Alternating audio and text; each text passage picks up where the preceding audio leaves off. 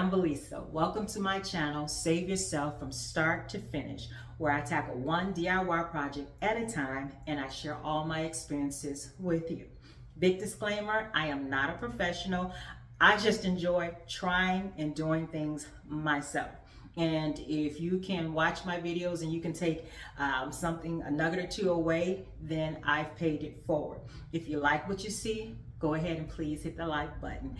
If you want to exchange ideas, leave a comment. I'm all for it. Tell me if I've done something that, hey, you shouldn't have did that, or hey, why don't you try this? Go ahead, leave it in the comments. If you really want to continue to connect, go ahead and subscribe. I love to continue connecting with you. Today's video is the second video in my series along my she shed journey. A few years ago, I had a shed built by a company called Tough Shed. Today, you see walls behind me, and you see the mini split, but that wasn't here a few months ago. So we had the electrical installed by a professional, but the installation we did ourselves. So that's what this video is going to show you. It's not instructional, nope, not a how-to. It's just showing with you and sharing with you what we went through and what we did to get it from point A to point B. And I just want to share that with you. And here's another thing. We almost closed up all these walls and didn't have any ventilation. Would have been all bad. No airflow whatsoever. So I'll share with you how we rectified that as well. So let's get to it.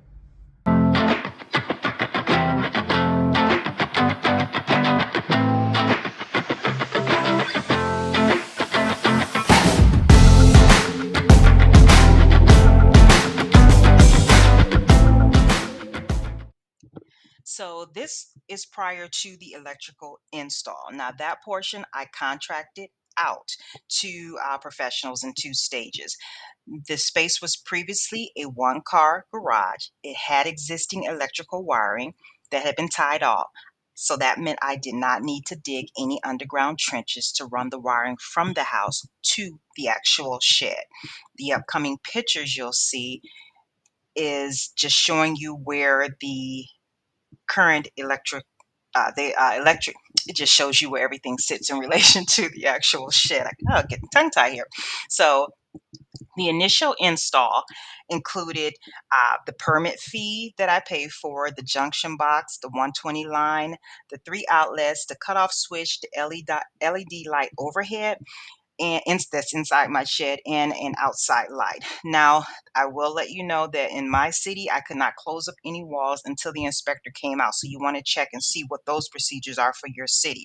As I mentioned, I had it done in 2 stages because I found that my heating needs changed after being out there for a few seasons. I found that I needed to increase what I used as a heating unit.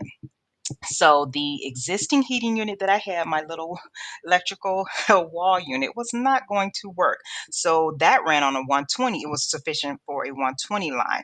What I wanted to upgrade to needed a 220 line, which was my Daikin mini split. And they initially asked me what I would run out here, and I said this should be enough, right? Not. It was not.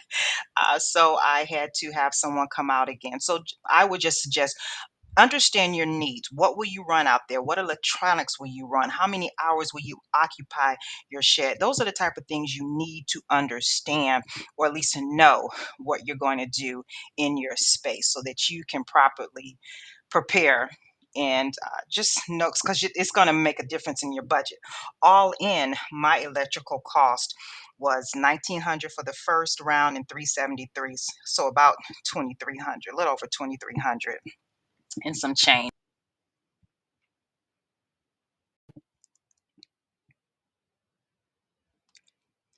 So the tools that I used when insulating my shed, some of the same tools you probably have laying around your home: a tape measure, a dust mask, eyewear, not just glasses, but additional protective eyewear, because when working overhead with this, you don't want the rock particles falling in your eyes. Long sleeves, head covering, and gloves, and of course, the Rockwell bats. Now, the insulation knife and the insulation supports, you can get those usually in the same aisle where you're getting the actual insulation. Now, don't forget if you're shopping at Lowe's or Home Depot to ask about your 10% military discount. Now, where I live, there's also a store called Menards. And if you save your receipt when you're shopping there, save your receipt because there are what's called rebate dollars that's at the bottom of your receipt. And if you send those in, you get money to use back in the store, and it's worth it. It actually works. Now, here I'm gearing up for the actual installation install, which I must say is very, very easy. And I would do this again in a heartbeat. I would install insulation before painting. I do not like painting. It's too many colors to pick from, too much time and effort. Anyway, that's not what this video is about, but I do not like painting. So you see here, I've got there are areas where I've already installed the insulation bats.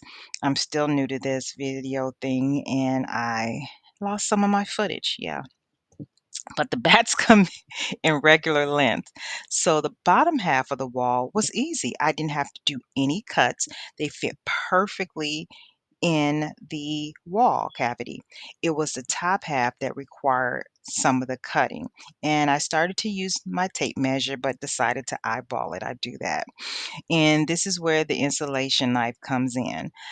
But you see here, I'm using a regular kitchen knife, which is no longer my kitchen. It's now in my toolbox. But this was prior to me going back to Lowe's and actually purchasing the insulation knife. But the takeaway here is that it cuts like butter. Now, I would not recommend using a box cutter or a utility knife. You're just not going to get the cut that you need. So, also, save all those cast off pieces that you get at the end when you're just making these cuts because I guarantee you're going to use them later somewhere down the line. And this stuff is not cheap. It's very expensive. The bats are, but you're going to use it. Now, these fit perfectly into the cavity and you just want to place them in. You want a snug fit, but you don't want to smush them in because the idea is to fill the area so no air gaps, come through. You want to fill all those gaps because the overall goal is to avoid the airflow and to stop any type of heat loss. Now, it didn't take me long, probably I could have finished at least the shed walls if I didn't have to go to work the next day. But there were some areas that required smaller cuts, and that would have taken a little bit more time. So it would have been a little more time consuming, not too much more difficult. Now, the areas around the wires, my electrical wires, and my outlets required intricate cuts, but nothing difficult. I just had not found the perfect video that showed me how to do it, so I kinda just figured it out in my head, so I didn't do it or my technique wasn't, quite right. It wasn't bad, but it could have definitely been better. It was definitely a DIY amateur. So what I did and when I found the videos, I, used those techniques on the other walls, but I don't have any video of that. But I went back and filled in any air pockets or any gaps on this particular wall so I can make sure there were no air pockets. But I um, will try to link some of the videos that I found that was helpful to me in this particular video so that I pass that knowledge on. Now, this is not an instructional video. Remember, this is a DIY. I'm a DIYer and I'm just sharing my experience with you.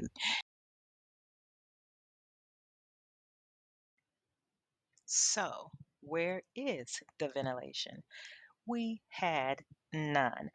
It just happened that I was just watching some other people when they were doing some work on their sheds, and I'm noticing the vents, and I'm looking around at my shed, and don't see any vents. So that was just red flags and cause for concern. And that's when I went down the Tuff shed and had some conversations and found out they actually asked me what I would be doing with my shed and if I wanted ridge vents. And I saw it on my original information that when I was putting together my a la carte package. And I said I didn't need it.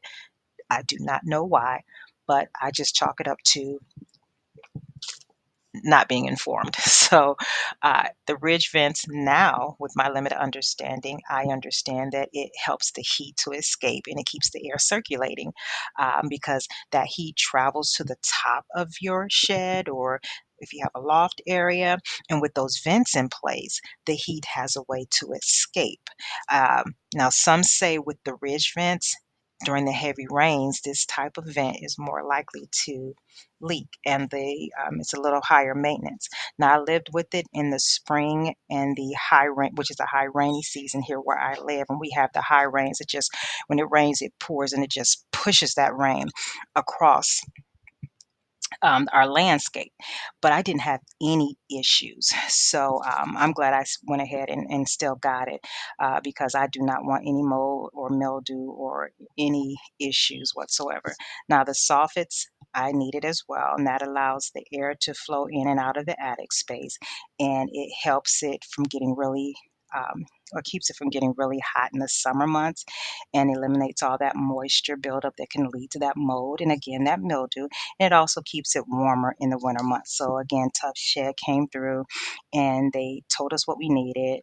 And I still went online and looked at some additional videos, and they have some great some people have some great videos and showing you how to do some of this work. And yeah, so we went ahead and did it ourselves.